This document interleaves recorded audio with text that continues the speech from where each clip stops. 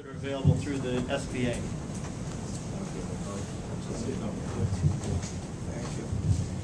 Good morning, everyone. Thanks for attending this morning, and like Jason, I'll thank Elliot for inviting me and the real brains behind the Operation Blanca for setting all this up. So I appreciate it. We have an interesting loan program that I want to go over that my company administers. It's not very well known in the industry, so I want to quickly go through it. I think it'll be of benefit to any small business owner who is looking to buy real estate or heavy machinery and equipment. My company's name is SomerCor 504. We focus on an SBA product called SBA 504 loans. We have a specific license to tap into a bond sale that gives us very attractive interest rate financing at long-term fixed pricing. So I'll go into that in a little bit, but a little bit about us is we are a not-for-profit organization. We're run by a board of directors.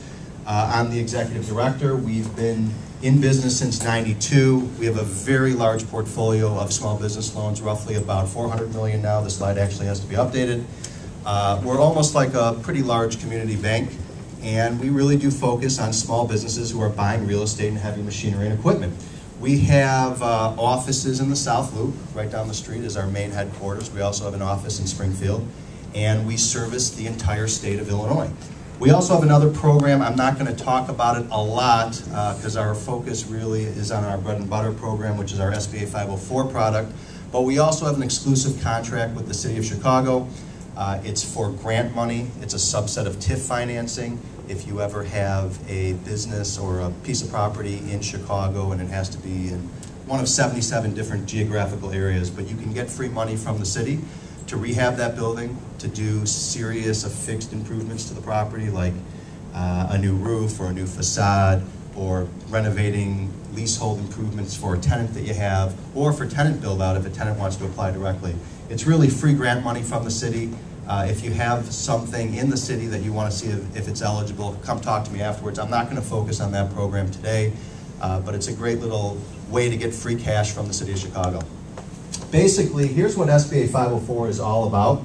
And again, it's really focused on small businesses buying real estate. If you have a $1 million purchase that you're contemplating, or you have a condo that, let's say, is $250,000, this is probably the program for your small business. And I'll quickly go through how we differ from conventional financing.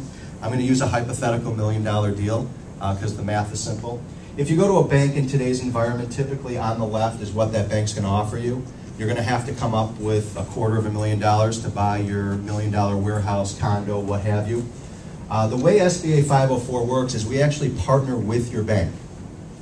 So you don't change your banking relationship. You don't start banking with SomerCor only. You can continue banking with Chase, Bank of America, Harris, whatever community bank.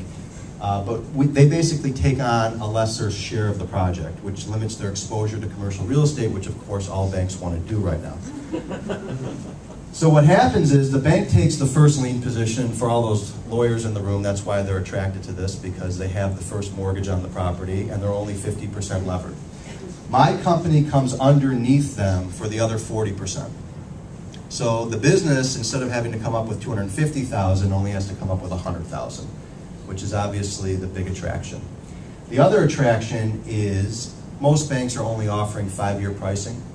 They understand interest rates are low. We've talked about that already. And in 5 years, interest rates are going to be higher. They don't want to commit to a rate more than 5 years. Our 40% second piece, that $400,000 in this hypothetical, is a 20-year fixed rate, and it's currently at 4.5. So it's extremely cheap money, and it's going to fix your debt service for a long period of time. So small businesses who are really interested in buying something that they're going to operate out of for a long time, it's a great way to keep your debt service constant. You're not going to have to look to refinance it, and in 5 or 6 years, you're going to look like a real winner. We're not always at 90%. We're typically almost always, but we're not always. If you're buying a single-use property like a hotel or a gas station or a cold storage warehouse, we're going to be at 15%, where the bank's portion will still be 50, but we'll only be at 35, and your business will have to inject 15. If you're a startup, if you're less than 2 years or more in operation and you're looking to buy something, we'll still be at 15, where the bank's at 50 and we're at 35. And if you're in that unusual circumstance where you actually have a startup and a single-use facility, you're looking to start up a gas station, let's say, you're going to have a 20% down requirement. So it's important to realize we're not always at 90%, but typically we almost always operate in that left box. A lot of people wonder, well, what are the terms? Well, the bank is going to charge you whatever the market rate is, which right now is anywhere between 5.5 or 6.5 on a going rate. And it depends on your risk and your business and your cash flow and all that. But it's typically only going to be a 5-year, it's going to be a 10-year commitment with a 5-year reprice. We require a 10-year commitment out of our bank partners. And again, that 40% second piece is going to be a 20-year term and amort, currently at 4.5, for real estate improvements and equipment deals. If it's just an equipment deal, we can do a 10-year term and amort, and the rate right then is about 3% right now. So really, really, really cheap money. So who qualifies for this? Who do we typically deal with? To be honest with you, we don't deal with a lot of startups because there's not many startups who actually are buying real estate. We're typically dealing with the small business that's been in operation for 5 or 10 years. They finally realize that they're flushing a lot of money down the toilet through the rent, and they finally have decided, hey, you know what, I'm gonna buy a property because, hey, I'm doing pretty well here and I want a place to operate for the next 10, 15 years. That's who we deal with. And the only requirement is whatever property you're buying, you actually have to be in 51% or more of the square footage. So you can rent out 49%, but you really do have to be intending to occupy and run your company out of the majority of the square footage. And they want to be in that property long term. This is not some short-term flip operation where they're trying to profit on, you know, a foreclosed property by a bank. They really want to be in the property long term, fix their debt service, and make it more profitable for their company. And again, our purchase price is typically as low as about $250,000, which is typically a small office condo, and it'll go all the way up to about $15 million. So we have a very large sweet spot, and we can help any businesses who are buying in that range. What can our portion go up to? What can the SBA 40% piece go up to? Typically, if you are a non-veteran, non-minority, non-woman owned business, you're only going to get $1.5 million. If you're a women-owned business or a veteran-owned business or a minority-owned business, you're going to be able to get up to $2 million. But there's these new energy efficiency goals which have made it really easy to get up to $4 million SBA. So what that means is a $10 million project is very feasible. $5 million first, $4 million SBA second, $1 million injection. And the way you get there is, of course, in the Obama administration, is be energy efficient.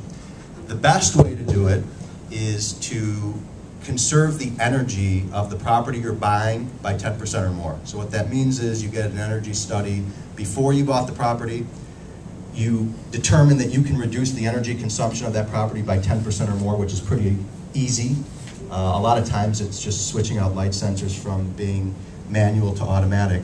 And if you do that, you can get up to $4 million SBA. So it's really easy to do larger deals. And of course, if you're building a property that's going to have a renewable energy component like a geothermal or a solar or a wind-powered building, it's going to be really easy to get to. A lot of questions are, well, can you do refinances? That's great that you can do acquisitions, but can you do refinances? And the answer right now is no.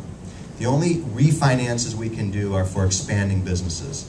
And the typical scenario that I bring up about, which kind of explains what that means, is we had a pet food manufacturer. He wasn't looking for venture capital, but he actually was doing very well. He was out in Mundelein, and he had a $2 million building with $1.3 million in debt on it. But he was doing so well, he wanted to put a $3 million expansion on it. So according to SBA, that was a small business that was expanding, so he was able to tap into $1.5 million, or half of his new remodeling costs in refi.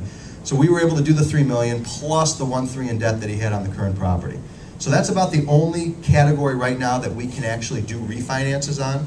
Unfortunately, we can't do straight refis, but I'm going to talk about that in a second because there's a bill in the Senate right now that might change that. Here's what's going on right now, and I don't know how much you have been following the deadlock that has been the Democrats versus the Republicans on this small business bill that Obama is trying to get through the Senate, and actually did get through the Senate yesterday. But here is how it would change the program that SomerCor runs. The first thing is our portion, instead of being maxed out at $4 million, would go up to $5.5 million, so we can do larger deals. The other thing is being allowed to do conventional refinancing through the program. And the way that we've heard it's going to be interpreted if it passes, and it does look like it's going to pass because they got 2 key Republican votes yesterday, so it's through the Senate and it's going to be through the House hopefully next week with Obama's signature at the end of next week is the time frame. But if you're refining a commercial deal with an owner-occupied small business with the same bank, in other words, the bank's looking to pawn off some of their risk on the deal, we'll be able to do that deal, but the bank's going to have to keep 70% of the risk. My company will take 20%, and you're going to have to show that there's 10% equity in the property if it even exists. If a bank is coming in and refining another bank out of a deal, that's a small business owner-occupied deal, they'll do the traditional 50-40 split, or so we have heard. There's also a potential cap of 80% on refi deals, so we're going to see how that kind of worms its way through the system. And the big thing is, I think a lot of you have heard, there have been fee eliminations through a lot of the SBA programs.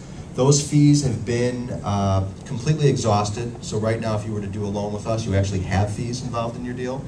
But this bill did pass yesterday through the Senate, so we're expecting those fee eliminations to concur and continue throughout the rest of the year, potentially even through early 2011. And what that means is, currently, if you did a deal with SomerCor and it was a $2 million total project and our portion was 40% of that, or $800,000, you can see on the left side I've highlighted basically $17,000 of fees that you do have to pay.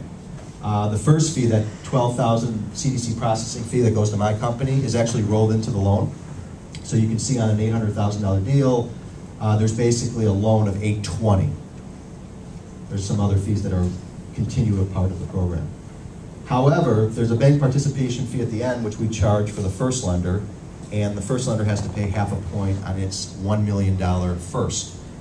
So that's $17,000 right now. With the stimulus, which we think will be reauthorized, obviously those are zero, which is very advantageous to any small business looking to buy real estate. I don't think it'll last forever. I think Obama is at the end of his rope here with most of the Republicans and stimulus money and government spending. So I do think this will pass one last time, and it's a great time to take advantage of A, our interest rates, and B, the fact that it's going to be basically a non-fee deal. Our fees will go down from about 2.6% to 0.6%. Okay? Does that make sense? So really quickly to recap, because I know we've shot a lot of information at you this morning. What is 504 about? It's really a way to get 90% leverage on a piece of property that a small business is intending to buy. We used to compete with GE, they're gone. We used to compete with CIT. CIT, obviously, I think you've heard of it, is restructured. Lehman Brothers used to do these 90% deals without SBA assistance. Now we're really the only way to get 90% leverage on a commercial piece of property. A lot of businesses don't know about it, and a lot of bankers, if it's a good deal, they don't want to tell about it because they'd rather keep 75% of a great deal than give 40% of that deal to a company like mine where they're only going to have 50% of it. So it's interesting to know about because you can ask your banker about it and they can give you the option. And the big thing is, hey, it's a huge resource in this day and age. It's a great way to buy property. Obviously, property's cheap right now. 10% down is very attractive. And 20-year rates at 4.5 are an extremely great strategy to position your business for the long term. So that's basically what it is. Again, not new businesses, typically not startups. It's typically a 5 to 10-year-old business who's finally looking to buy their first piece of property. So all of our contact information is here. I have a folder out in circulation which has this entire PowerPoint, so there's no need to jot down any of this. It's all there. My business card's included, and if you ever have a client or if you have a business that's looking to buy real estate, we're going to be about the cheapest, most effective method to do so. So thank you for your time, and thanks for listening to all of us this